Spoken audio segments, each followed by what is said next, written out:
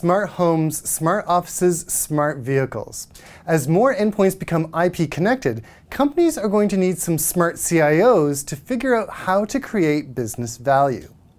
At a recent event hosted by IDC Canada and ITAC, executives discussed how the so-called Internet of Things could create new opportunities for productivity, resource usage, and more.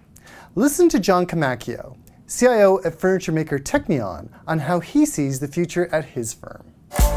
Well, I think it's some of the challenges around just workplace and the physical campuses that we have, and trying to get people in the campus and try to get people a place to sit in the campus. And you look at the drop downs, no fixed address people, being able to actually from your iPhone or your smartphone prior to coming into the campus, knowing where there's an available spot.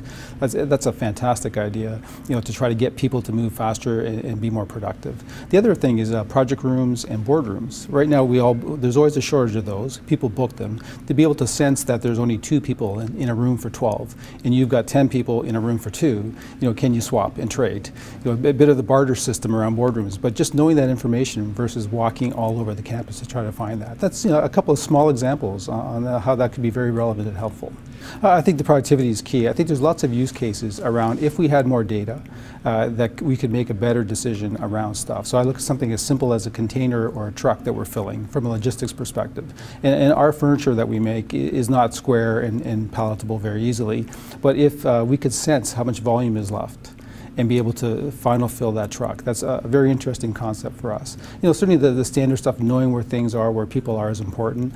I think just having the sensors and to be able to understand how to use our space better.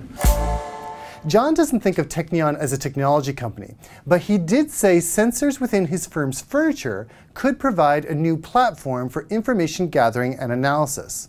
It's still early enough to suppose that anything is still possible with the Internet of Things. For Canadian CIO TV, I'm Shane Shook.